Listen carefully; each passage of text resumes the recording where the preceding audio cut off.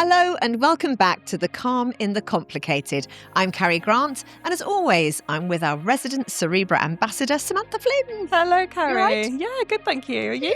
Yes, I'm great. Now, today, we're talking about something that affects every single parent carer listening to this: mental health, burnout, that feeling when you're running on fumes and you've got nothing left to give.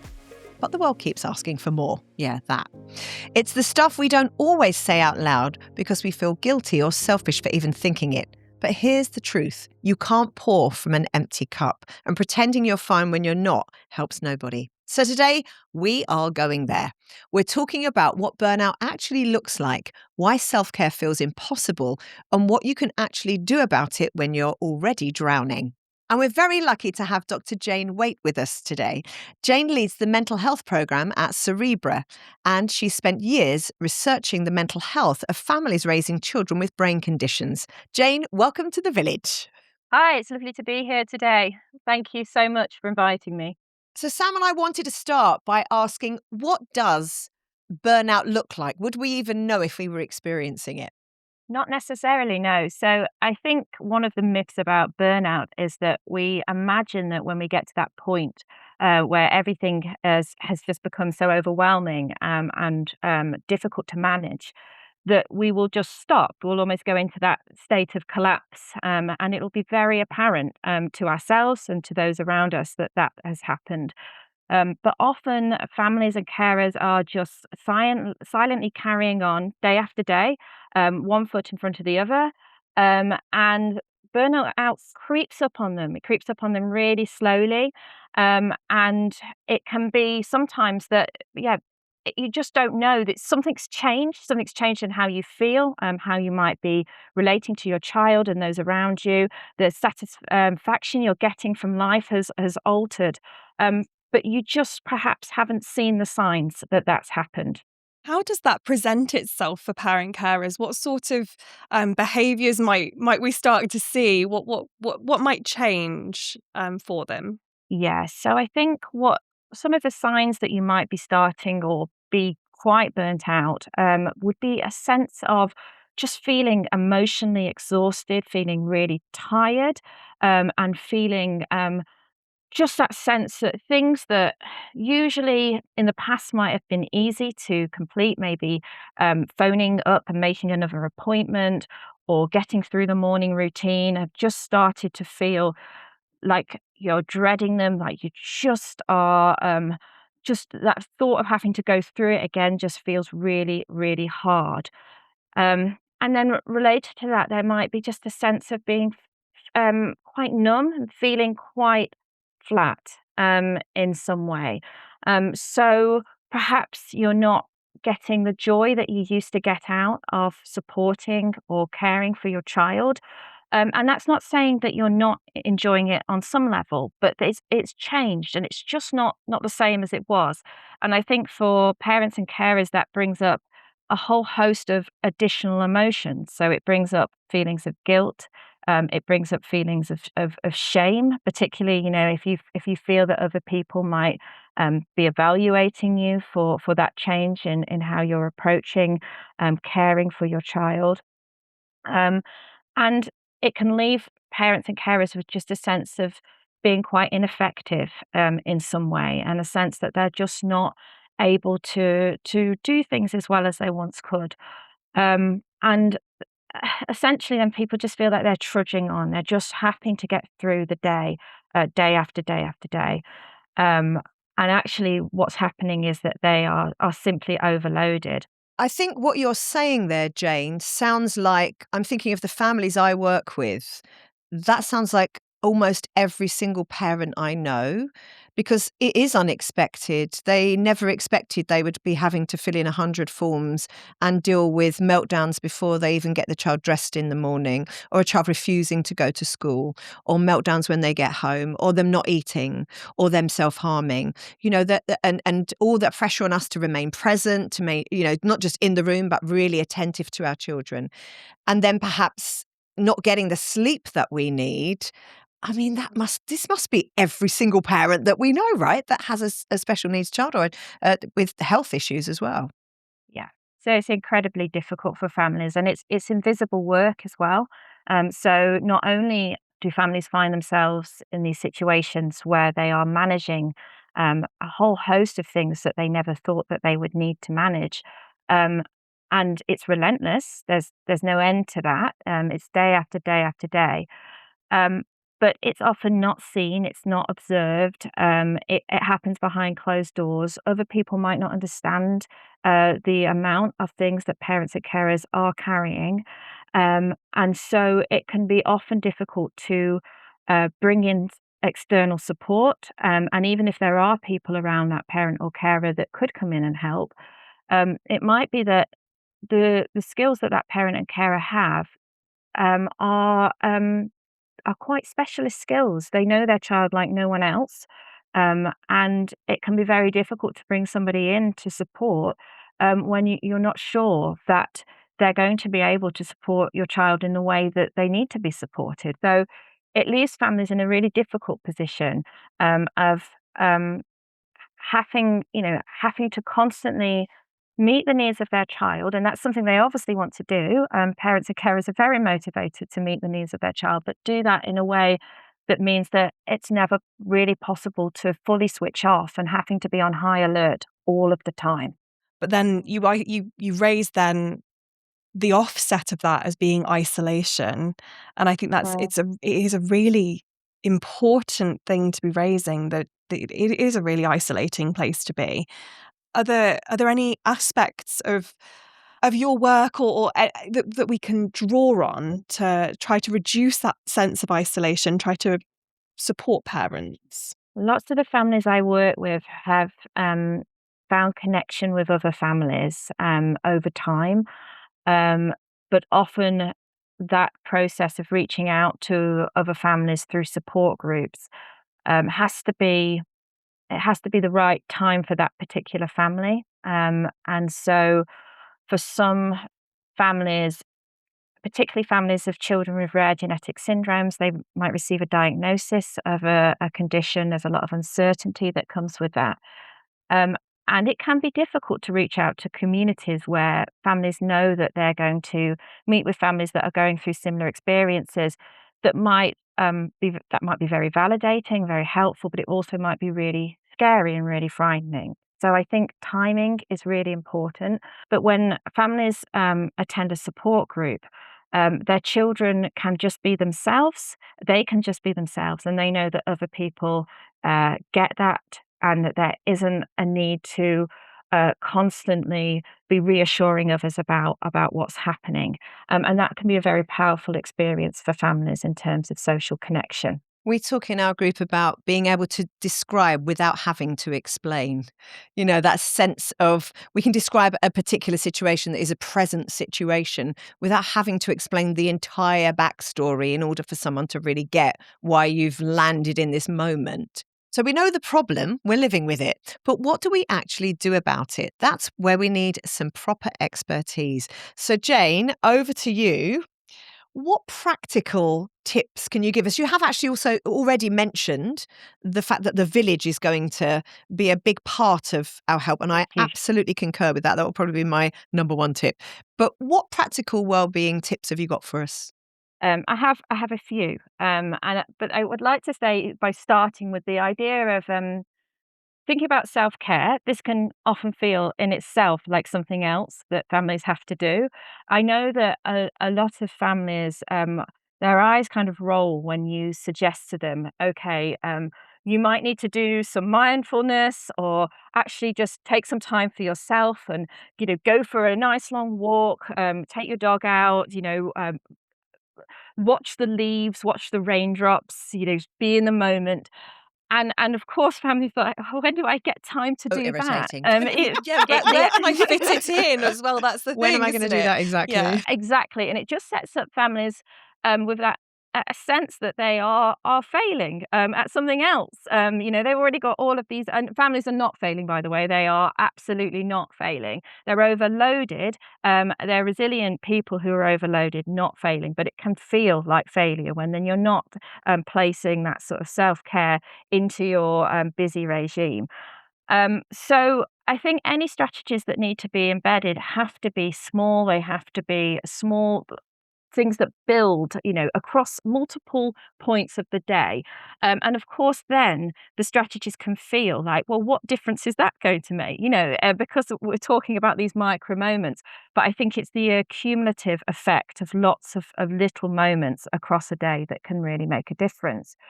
So I think one of the things is um, that self-compassionate voice, or inner dialogue. So as I mentioned at the start of the podcast, often families will feel a sense that they should be doing better. They'll feel guilt about the way they're feeling when they're feeling burnt out. They'll feel a sense of shame. And it's noticing that that's happening, noticing that that's really, really normal. It happens to all parents and carers at some point, and it happens more frequently than people ever admit. Um, and trying to just notice it, and think, there it is. There's that thought again that I'm not good enough, and actually trying to cultivate that inner dialogue, and of what you would might say to your best friend if it was your best friend who was saying those things to themselves. You're not good enough. You should have remembered that appointment. All of those things. Whilst I love the idea of having positive self-talk, but actually the stuff that's reinforcing our failure is ever present. I think that self-compassion is really important, and it can sort of coexist with change in system. And I do think that I became a more resilient parent when I understood that I needed to be compassionate to myself. And I like to think I'm very compassionate to my children. I am very compassionate to both of my children. I was never very compassionate to myself, even though I know that I am doing my best. And I think that is the hardest thing. It was the hardest thing for me. It's that And guilt. it was exactly where I'm going, is there was that sense of guilt that I wasn't doing enough, even though I was probably doing more than I know I was doing more than I could have been doing. But I do think that self-compassion was really important to push down that guilt when it feels like I'm not doing enough, when we're still having meltdowns over breakfast, when, mummy's got to go away to work now and we're still having that battle. And there is that guilt there. Just coming here today, there is guilt for me sitting here and not sitting at home and, working from home.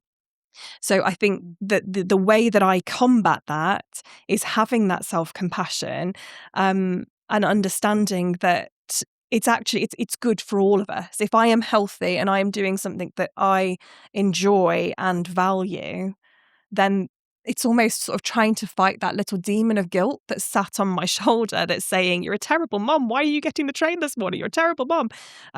Because I'm doing things that ultimately make me healthier. They make me more mentally stable. They improve my well-being. And I think that's the thought there. I'm wondering, Sam, and I'd be interested, Jane, what you think about this. What Sam's just said there, that coming here is going to make her feel better. And I wonder whether for parents, not that all parents work, but whether there is a sense of, because doing this podcast gives you a voice, when you have no voice, when the systems have crushed you and there is nothing left, the ability or the opportunity to be given a voice, I think, can be very empowering. I don't know, what are your experiences of that with parents that have an opportunity to actually speak up, whether that's a parent-carer forum or in a support group? Does it help when you're given voice? I think it does. And we see lots of parents who they are working to inform policies, or they're working with families of younger children to help steer their outcomes and understanding of their needs. I think anything that helps people have a direction and a compass that they're following, that is aligned with their internal sense of what matters to them. And often what matters parents, when they have children with developmental needs, they go through quite a transformational process. It takes a number of years, but their values often will shift. And then as their values shift, doing something that aligns with those values is incredibly powerful for families. So it could be having a voice, it's aligned with their experiences as a parent carer, but it could just be also having a voice in other areas of their life as well, that sense of empowerment and direction. But I think any form of self-expression is really helpful when parents and carers are looking, it's a forward-thinking perspective. It's thinking, how am I going to transform my experiences into something that is going to have an impact on the world, but also something that matters to me and aligns with the values that I currently hold. And Sam, just added to what you were saying before about coming here and the guilt that you experience, but doing something that's important to yourself. And I think ultimately, I mean, we all have a, a certain level of capacity for stress. And if we imagine that as a cup that we can, I think there was a reference to a cup at the start. But if your cup is full, it's impossible really to take any of the stress that your child is experiencing and bring that into your cup. As a parent, we need to make space in our cup to co-regulate our children. And so sometimes doing things for ourselves is really important because that makes more space. It makes more space to then go back to our families and feel that we can meet them in a different way and be present with them in a different way. Um, which wouldn't have been possible if we just keep going and going and going, always prioritizing what we think is most important, which might be being with our children and caring and supporting for them. But actually, there needs to be this other side that creates space, that replenishes us, that helps us to grow and helps us to find and hold on to our voice. That's really, really important. That idea of getting a bigger cup. It's something that I've Mm, tried to express myself. So when I've hit burnout, and I've hit burnout quite a few times over the last sort of decade or so, when I hit that burnout, it is about finding a way to get a bigger cup.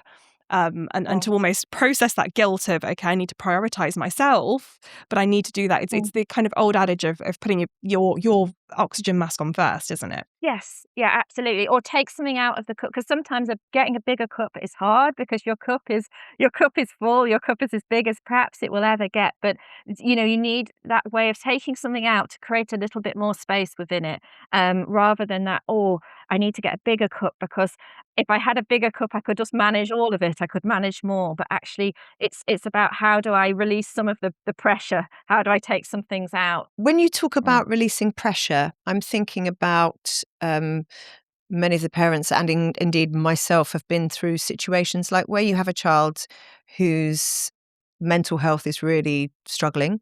You might have, like mm, we had, 3 years on and off suicide watch. Every other parent at the school gate is talking about SATs. All I'm thinking about is I want my child to live. Every morning I walk to their bedroom. I look at the light bulb to make sure they're not hanging there. I look at the sheet to make sure the duvet's still going up and down. And when you've lived like that for 3 years, mm, parents are absorbing so much trauma.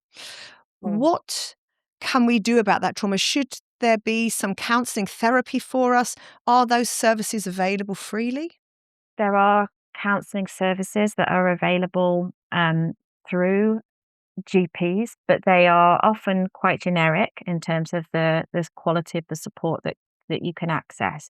Um, and I would say in the UK, until parents are kind of hitting the really crisis point for themselves, it's really hard to access mental health services that are more bespoke and more specific. But I think at least in the early stages of noticing that you're experiencing signs of burnout or maybe signs of depression or anxiety, there are wellbeing services available through the GP that you can ask to be referred to. But sometimes as well, individual charities provide counselling and support that might also be a bit more bespoke to the needs of families and carers that are going through those specific challenges as well. So I think it's about matching the support with the need at the time for that family. But ultimately, certainly families should be reaching out for support. I think often what happens in those circumstances, like you've just described there, Carrie, is that all of the focus for support goes on to the child, and that's completely understandable to some degree. But then again, parents get lost in the fog. If the body keeps the score, I'm like, what's going to happen? Because somewhere in there, it's absorbing all of this. That worries me. Talking about being in survival mode there and feeling, and it's a mode that I am really familiar with, being in survival mode. Is there a way for parent carers to thrive? Yeah. Where's the joy? We thrive? How can we find our joy?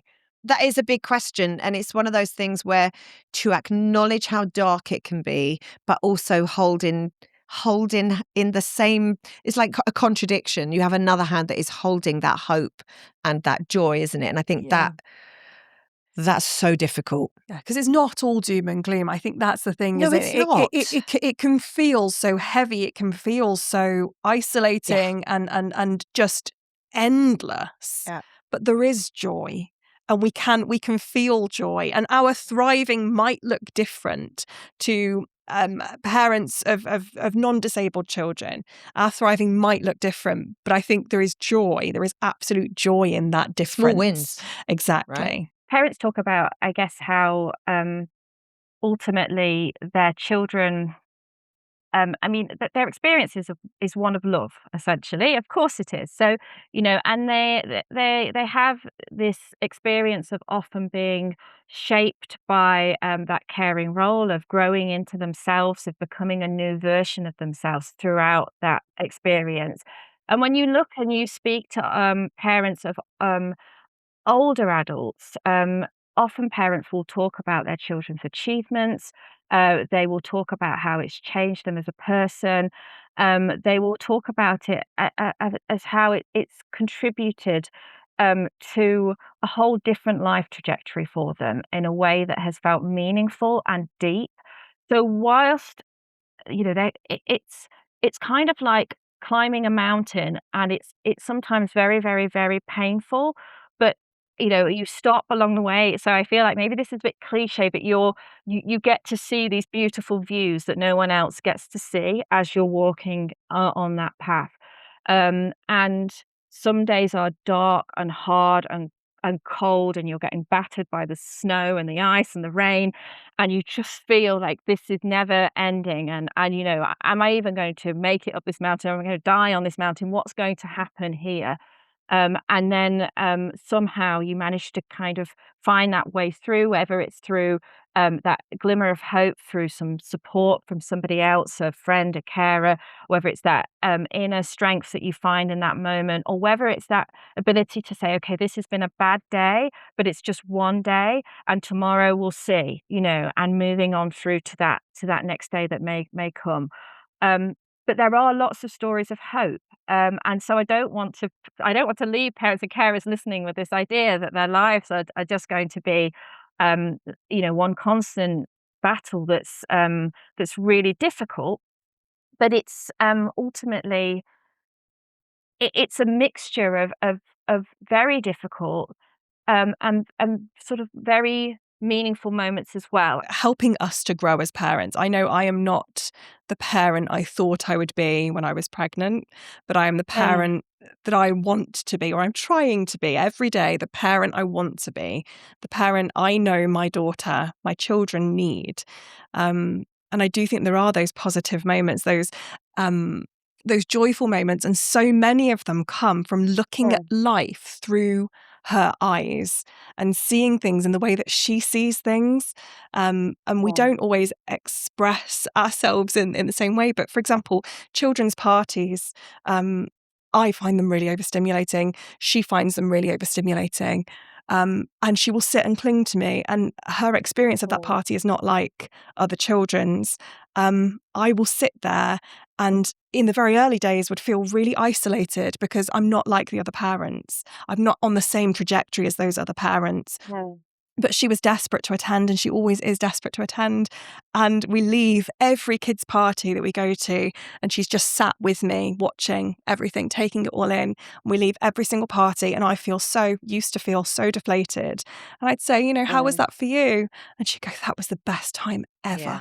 That was the best time ever. Mummy, did you see? We had this, and there was this, and she experiences it in a different way. And I think I've had to retrain myself to experience or to see things that she sees. And it's not devastating and it's not joyless. It's actually really joyful in her own unique way. And for me, being able to see that, it takes away some of that feeling of isolation, that feeling of I'm not doing it right, because actually she's so joyful. I would add to that. I think that's so helpful, Sam. I would add to that, just because my children are older. My oldest is 31, my youngest is 16.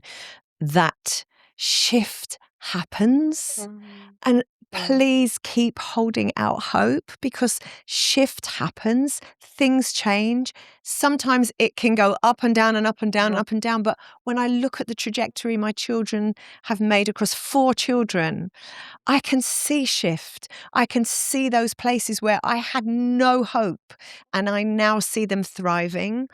Life isn't perfect, but sometimes when your life has been reduced to just waiting for oxygen to go in and carbon dioxide to come out, you are appreciative of every last thing that child does. Like, as an adult, that particular child, they just show up in the kitchen in the morning and I'm like, oh, you're here.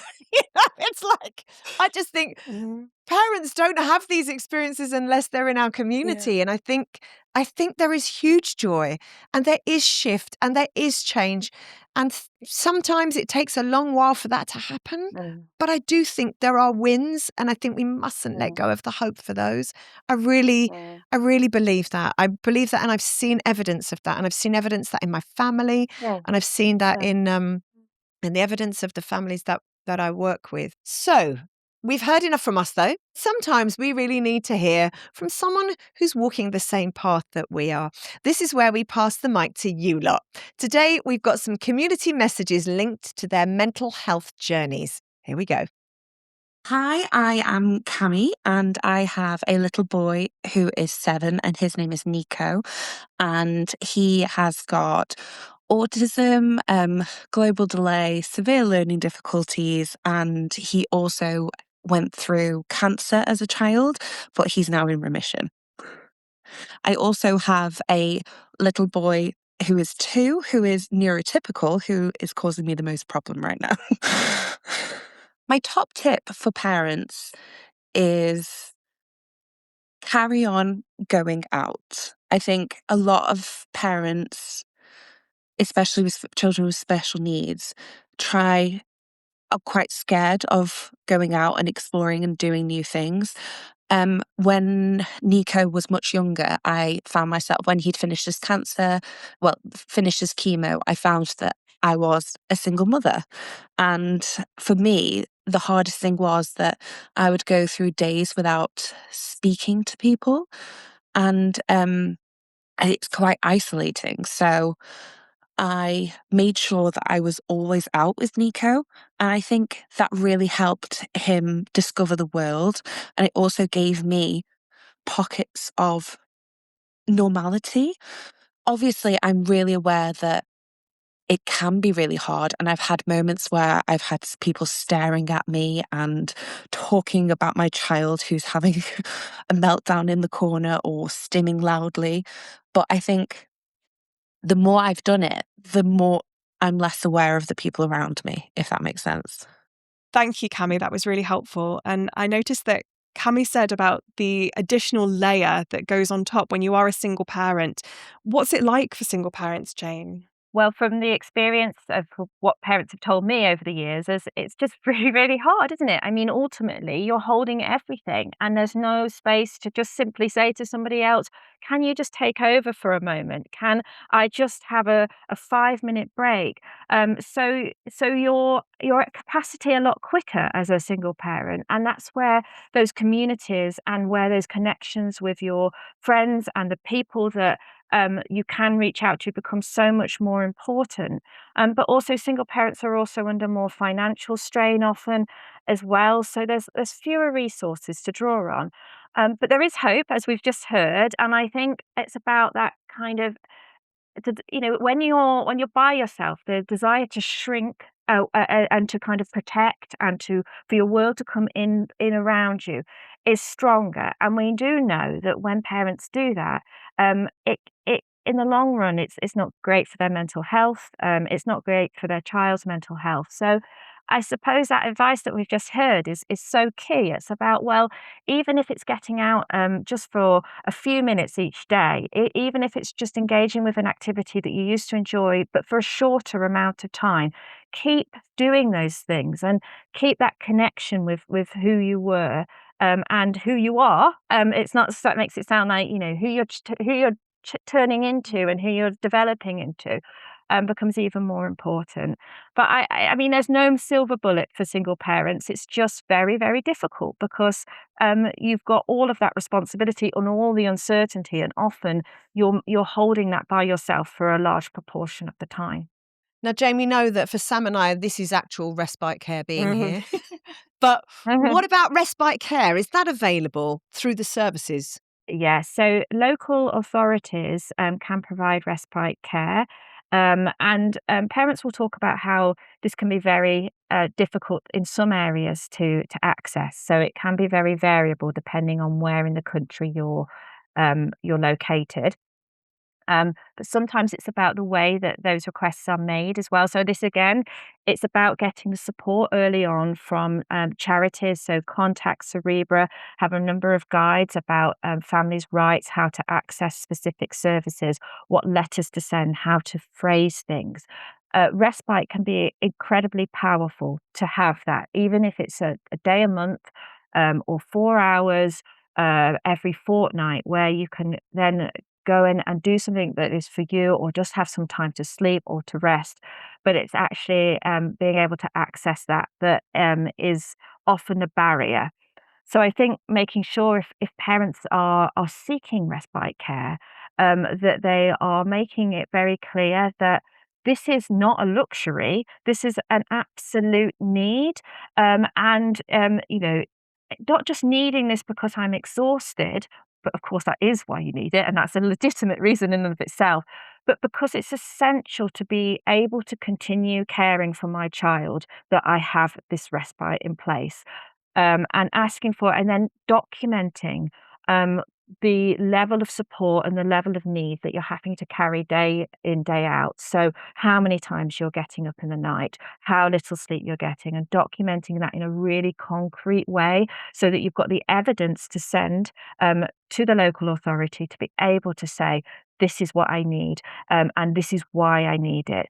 And then if you can get access to that support, that can be very, very helpful. And I think particularly for single parents, even more so, you can document exactly why that's needed and why it might not be possible to get the help from elsewhere. I think there's often an assumption that maybe someone else can step in, but we don't always have that person, as we said at the start, because of the complex needs for many of the children that parents are caring for. It's not easy to just bring somebody in, pay for a childminder. They don't have the skills, for example. So documenting all of those specialist skills.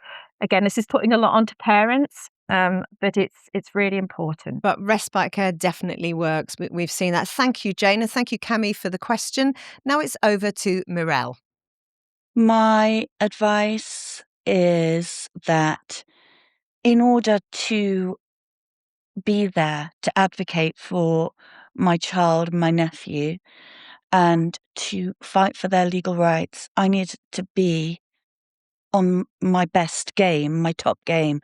I needed to look after myself. You have to keep that routine going. It's crucial to keeping your sanity, because your sanity will be tested heavily throughout. Making sure that you're eating healthy. Try and keep a positive sleep hygiene going. So go to bed at an early time so that you can be awake and refreshed. If you are struggling with depression and other mental health issues, seek assistance as soon as you're able to, because unfortunately, we're often the only people there for children who are vulnerable. And if we are run ragged and if we're run down and ill, we can't be there for them. And it is overwhelming. So reach out to organisations, reach out to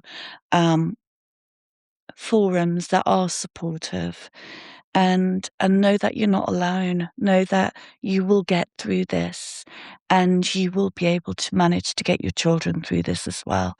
Just have faith. That was a really positive message, wasn't it? Just, having faith and kind of being able to be confident that you can do it, and this is not an impossible task.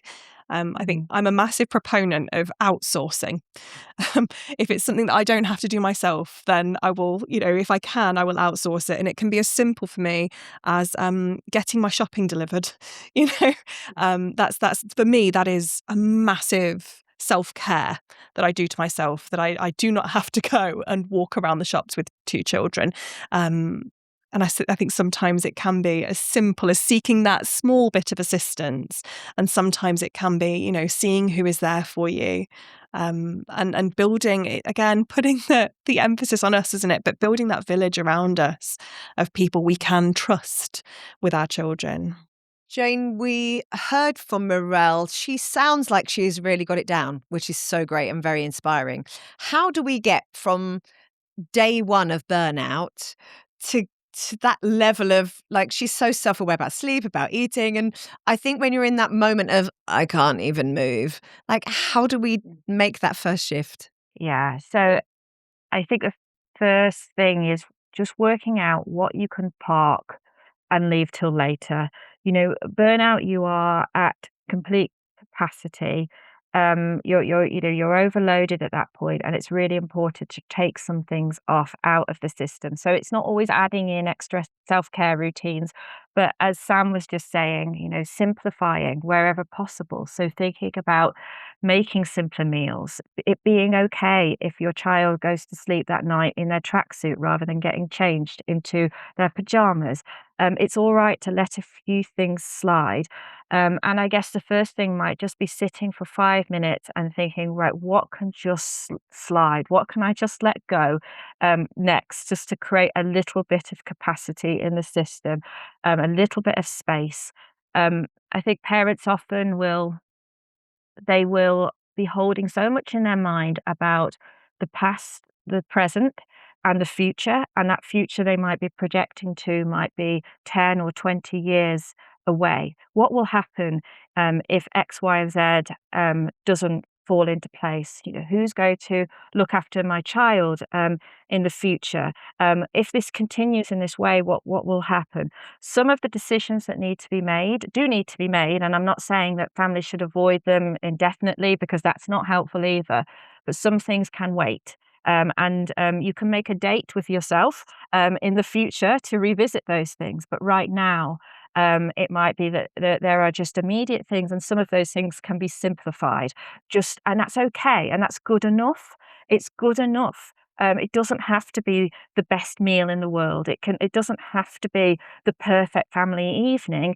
It can just be getting my child into bed in some way, in some format, whatever that means. That is so good. I know that parents are going to listen to what you've just said and say, I'm doing a ready meal, and they're going to bed in a tracksuit, and it's okay. Okay. But Right? we are so used to seeing these pictures of perfect lives, aren't we? Perfect parents and perfectly behaved children and perfect meals and perfect houses, that actually just having that normality and saying, yeah, it doesn't matter that we have the same 6 meals on rotation, but everybody eats, and sometimes they'll go down to 3 because, they only want pasta every night. So that's okay. They're eating, Yeah. they're fed, I'm fed, I'm relatively sane. So Morel seems to be dealing with it well, but let's have a listen to what May has to say.